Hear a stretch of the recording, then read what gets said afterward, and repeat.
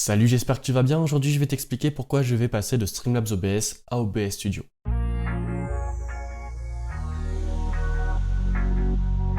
Et avant de commencer la vidéo, je tiens à remercier ce site merveilleux qui est Nerdordide et qui sponsorise cette vidéo, un site sur lequel tu peux te rendre pour télécharger des overlays, des alertes, des panels, bref, tout ce qu'il te faut pour ton stream, que ce soit sur Twitch, sur YouTube ou sur Facebook.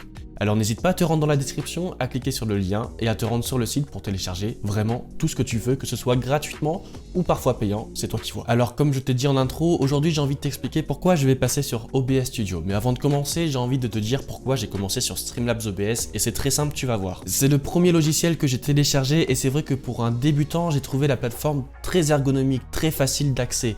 Par un simple bouton, tous les réglages sont configurés en fonction de la connexion, en fonction du matériel. Et j'ai trouvé ça très intéressant. Autre point positif du logiciel que j'ai trouvé quand j'ai commencé, c'est la façon d'intégrer les alertes à son stream. C'est vrai que sur Streamlabs OBS, créer des alertes, c'est très facile car on peut directement à partir du logiciel configurer toutes ces alertes, que ce soit pour les follow, pour les subs, pour les dons, pour les bits. Tout cela, on peut configurer directement à l'intérieur du logiciel et j'ai trouvé ça vraiment très ergonomique et très facile d'accès encore une fois. Pour autant, aujourd'hui, j'aimerais pousser mon stream un peu plus loin, mais c'est vrai que je me retrouve un petit peu bloqué sur Streamlabs OBS qui ne propose pas toutes les configurations possibles sur OBS Studio. Et je vais commencer directement en te disant que contrairement à Streamlabs OBS, OBS Studio propose une multitude de plugins pouvant être intégrés directement sur le logiciel et du coup sur ton stream. Et comme je te le disais tout à l'heure, j'ai envie de pousser mon stream un peu plus loin, de le faire évoluer et il y a plein de plugins qui m'intéressent sur OBS Studio que je ne peux pas installer sur Streamlabs OBS et ça me pousse aujourd'hui à passer sur OBS Studio. Et regarde, quand on se rend sur le site d'OBS, il y a 5 pages de disponibles remplies de plugins pouvant être téléchargés pour améliorer la qualité de ton stream. Personnellement, c'est la première raison qui me pousse à passer de Streamlabs OBS à OBS Studio. J'ai la sensation qu'avec OBS Studio, je vais avoir la possibilité d'agrémenter plein de nouvelles choses à mon stream et c'est vraiment ce que je veux. La deuxième chose dont je voulais parler, et je l'ai un petit peu évoqué en introduction, c'est qu'il est très facile sur Streamlabs d'implanter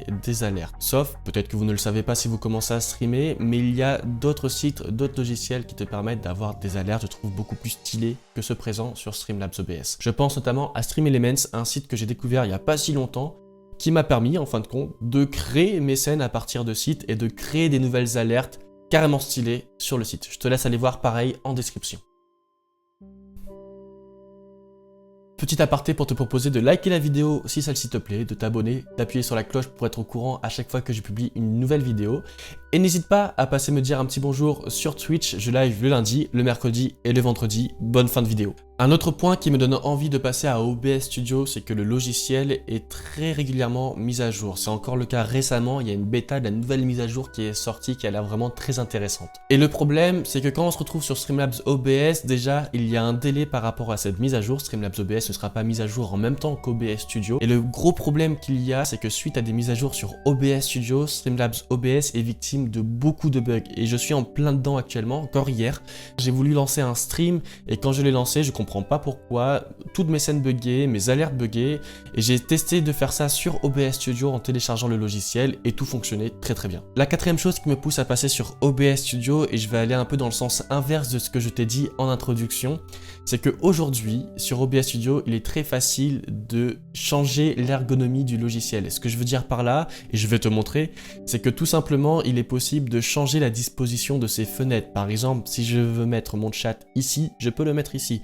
Si je veux mettre mes moniteurs audio plutôt à droite, je peux le faire. Je veux dire par là que le logiciel est vraiment très configurable en fin de compte et beaucoup plus facile d'accès je trouve. Enfin, c'est le dernier point et c'est plutôt un point positif je trouve, et surtout pour ceux qui ont des ordinateurs qui ne sont pas forcément puissants ou qui commencent tout juste à streamer avec un budget plutôt bas, c'est que OBS Studio consomme moins de ressources en termes général que Streamlabs OBS. Il y a beaucoup de tests sur YouTube et sur internet en général qui prouvent que OBS Studio consomme moins de ressources que Streamlabs OBS et c'est un gros point positif je trouve. Voilà, la vidéo se termine, je t'ai expliqué les quelques raisons qui me poussent aujourd'hui à passer sur OBS Studio. Je vais tout configurer aujourd'hui pour mon prochain live qui sera mercredi 7 avril, n'hésite pas à passer, le lien est dans la description. Si la vidéo t'a plu, n'hésite pas à liker, à t'abonner, à appuyer sur la cloche pour être au courant à chaque fois que je publie une nouvelle vidéo. Moi je te dis à mercredi sur Twitch si tu veux passer, le lien est dans la description, ce sera de 18 h à 20 h. En attendant, je te souhaite une bonne journée, une bonne semaine ou de bonnes vacances. Faites attention avec la situation sanitaire et je vous dis à bientôt. Ciao.